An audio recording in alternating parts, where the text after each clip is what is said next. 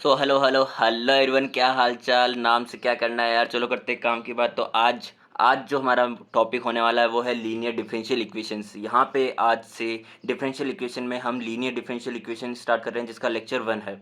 तो दोस्तों आज की वीडियो में मैं बात करूँगा एकदम बेसिक से जाके, जिसमें हम इक्वेशन क्या कहते हैं, फिर लीनियर डिफरेंशियल इक्वेशन में भी डिफरेंशियल इक्वेशन किसे कहते हैं, फिर लीनियर डिफरेंशियल इक्वेशन किसे कहते हैं, इन सब चीज़ों की बात करेंगे। तो सबसे पहले अगर मैं बात करूँ एक इक्वेशन किसे कहोगे आप, तो इक्वेशन के लिए सबसे मेन चीज़ जो है, आप मैथमेटिकल एक्सप्रेशन जो कोई भी होता है उसको जब आप किसी दूसरे मैथमेटिकल एक्सप्रेशन से कंपेयर करने के लिए इक्वेट करते हो तो उसे कहेंगे इक्वेशन। इट मीन्स अगर मेरे पास एक इक्वेशन है x² + 3x + 2, ठीक है, तो इसको आप इक्वेशन कहोगे? नहीं कहोगे। क्यों? क्योंकि इसको अभी तक आपने इक्वेट नहीं किया किसी से भी। जब तक यहाँ पे कांस्टेंट वेरिएबल आप जिससे भी करना चाहो, जिस भी वेरिएबल से, उससे आप इक्वेट कर सकते हो, तो तब ये कहलाई हमारे पास इक्वेशन। अब इस इक्वेशन में हमारे पास हाईएस्ट कितना है, इसका डिग्री सेकंड। तो यहाँ पे ये कौन सी इक्वेशन कहलाई? Quadratic equation.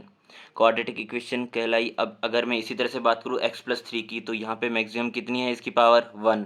तो ये कौन सी कहलाई? Linear equation. लीनियर इक्वेशन जब आप इक्वेट कर दोगे आप किसी भी वेरिएबल से, ठीक है।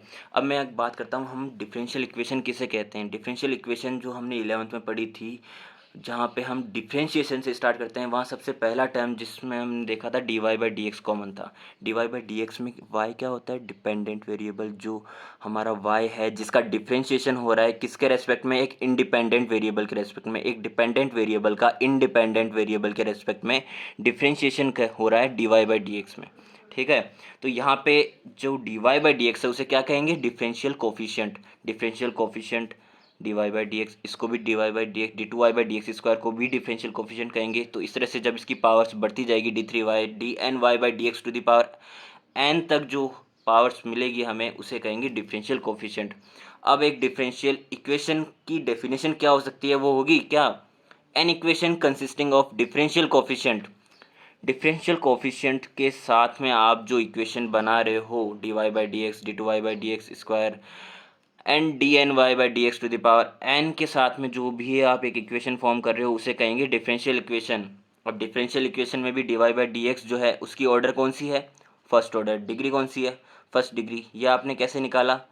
ऐसे निकाला, जब आप सेकेंड ऑर्डर और फर्स्ट डिग्री से कंपेयर करोगे तो आपको पता लग जाना चाहिए। यहाँ पे क्या हो रहा है? d2y/dx²। इट मीन्स यहाँ पे इसका जो है पावर 2 है, यानी कि इसका ऑर्डर डिफाइन कर दिया इन्होंने सेकंड ऑर्डर। और यहाँ पे ओवरऑल जो इसकी पावर है वो है 1, यानी कि फर्स्ट डिग्री है। ये भी फर्स्ट डिग्री है। अगर मैं d3y/dx³ की बात करूँ सेम तरह से, तो वो कौन सी हो गई? क्योंकि यहाँ पे d3y/dx³ है, तो यहाँ पे थर्ड ऑर्डर का डिफरेंशियल कोफिशिएंट है ये फर्स्ट डिग्री के साथ में। इसी तरह से अगर मैं बात करता हूँ कि लीनियर डिफरेंशियल इक्वेशन आप किसे कहोगे, तो लीनियर डिफरेंशियल इक्वेशन की जो एक अच्छी डेफिनेशन होगी, जो एक कंप्लीट डेफिनेशन होगी, वो होगी an equation is said to be linear differential equation of first order. First order means यहाँ पे फर्स्ट ऑर्डर क्या था? फर्स्ट ऑर्डर बताओ बताओ बताओ। यहाँ पे 2 है, यहाँ पे 3 है, तो थर्ड ऑर्डर तक गया था, तो यहाँ पे 1 है। तो ये फर्स्ट ऑर्डर की लीनियर डिफरेंशियल इक्वेशन किसे कहेंगे? if differential coefficient dy/dx and dependent variable y both occurs in first degree, यानी कि dy/dx जो है वो उसमें भी 1 होना चाहिए, एंड dy/dx में जो डिपेंडेंट वेरिएबल है y उसकी पावर भी 1 होनी चाहिए, यानी कि फर्स्ट डिग्री होनी चाहिए। Not multiply together and not multiply together, यानी कि y एंड dy/dx वो मल्टीप्लाइड भी नहीं होनी चाहिए, ठीक है। तो हमने यहाँ पे linear differential equation of first order की डेफिनेशन देखी। तो यहाँ पे मैं अगर y/dx के साथ में किसी इक्वेशन की बात करता हूँ तो वो लीनियर डिफरेंशियल इक्वेशन नहीं कहलाई, जस्ट बिकॉज यहाँ पे हमारा जो फर्स्ट ऑर्डर वाली dy/dx है वो हमारा डिपेंडेंट वेरिएबल जो y है उसके साथ में मल्टीप्लाई हो रहा है, तो ये लीनियर डिफरेंशियल इक्वेशन नहीं है। अब यहाँ से अगर मैं बात करूँ dy/dx आप किसे कहोगे? dy/dx को आप एक्चुअल में क्या टर्म डिफाइन कर सकते हो? तो वो है डिफरेंशियल कोफिशिएंट। तो ये खुद है ही differential coefficient of dependent variable. कौन है? y on the basis of independent variable. तो differential coefficient of dependent variable on the basis of independent variable कहते हैं भाई dy/dx को। अब तक जो भी हम पढ़ रहे थे उसमें सबसे इम्पोर्टेंट, सबसे जो कंप्लीट डेफिनेशन है वो ये है। अब मैं बात करूँ अगर एक लीनियर डिफरेंशियल इक्वेशन की जनरल फॉर्म की, जो कि ऑर्डर n रखती है, तो वो कांस्टेंट कोफिशिएंट के साथ में क्या होगा उसका जनरल फॉर्म? ये होगा भाई general form A note D N Y by D X N plus A one D N minus one Y by D X to the power N minus one plus A two D N minus two Y by D X to the power N minus two. तो इस तरह से जो हमारी equate होगी वो किसके साथ होगी? आर एक्स, जो कि फंक्शन है ओनली एक्स का। यहाँ पे ब्रैकेट में क्या लिखा है? एक्स, यानी कि वो ओनली एक्स का फंक्शन हो सकता है। जहाँ पे a nought a one a two a n तक जो हमारे कांस्टेंट है उसको कहेंगे कांस्टेंट, ठीक है। तो अब यहाँ पे हमारे काम की बात है, ए नोट जो है वो डजेंट इक्वल टू ज़ीरो है, जस्ट बिकॉज अगर ये इक्वल टू ज़ीरो हुआ तो आप ऑर्डर एन की बात कर रहे हो तो एन का ऑर्डर रहेगा ही नहीं ना, एन माइनस वन का ऑर्डर हो जाएगा, क्योंकि एन की ऑर्डर के लिए क्या है? A nought doesn't equal to zero. अगर ज़ीरो हो गया तो फिर एन का ऑर्डर चला जाएगा। तो यहाँ पे अगर मैं आर एक्स की बात करता हूँ, जिसके बेसिस पे हमारा फर्दर डिवाइड होगा, क्लासिफिकेशन होगा, वो होगा किस तरह से? जब R x is equal to zero हो जाएगा और जब R X not equal to zero होगा, यानी कि अगर इक्वल टू ज़ीरो हो जाता है तो हमारी जो ये जनरल फॉर्म थी इस इक्वेशन की, डिफरेंशियल इक्वेशन की, वो होमोजीनियस इक्वेशन कहलाएगी। और जब डजेंट इक्वल टू ज़ीरो हो जाएगा तब हमारी जो फॉर्म थी जनरल डिफरेंशियल इक्वेशन की, वो होगी नॉन होमोजीनियस इक्वेशन।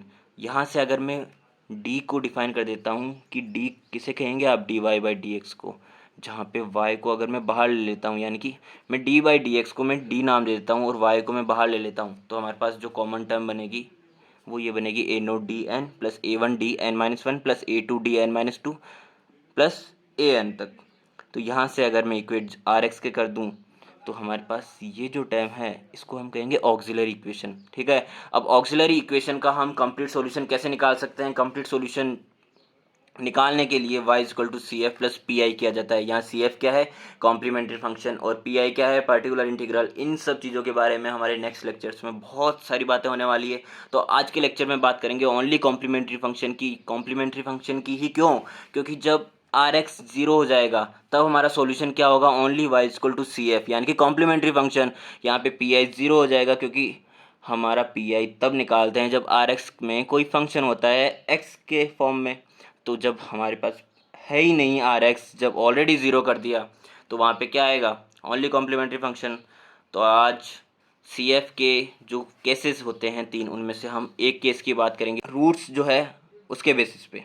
तो यहाँ पे हमारी ये ऑक्सिलरी इक्वेशन है। इस ऑक्सिलरी इक्वेशन के जो रूट्स होंगे उसको सॉल्यूशन के लिए y equal to C F जो हमने देखा, when auxiliary equation have all real and distinct root and same multiple roots and some imaginary roots। तो एक बार तो यहाँ पे क्या हो रहा है? रियल और डिस्टिंक्ट, डिस्टिंक्ट यानी कि डिफरेंट, मल्टीपल रूट्स हो रहा है, एक बार इमेजिनरी रूट्स हो रहा है। आज हम इस वाले केस की बात करेंगे जबकि सभी रियल रूट्स है और डिस्टिंक्ट रूट्स है, ठीक है। तो भाई जब सभी रियल और डिस्टिंक्ट रूट्स है तब आपके लिए एक क्वेश्चन लेके आया हूँ। इस क्वेश्चन के बेसिस पे हमारा सब कुछ क्लियर हो जाएगा। देख, d three Y by D x cube है minus d two Y by D x square minus four d Y by D x plus four y is equal to zero है, is equal to zero है। यहाँ पे r x is equal to क्या है?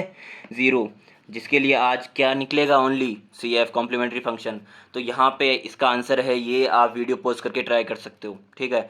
अब try कर लिया हो तो यहाँ से हमारी अप्रोच क्या होगी वो देख लेते हैं। यहाँ पे सबसे पहले हमें y is equal to E to the power M X put करना है। अब y is equal to E to the power M X put करेंगे तो यहाँ पे इन सभी चीज़ों के लिए क्या क्या आएगा?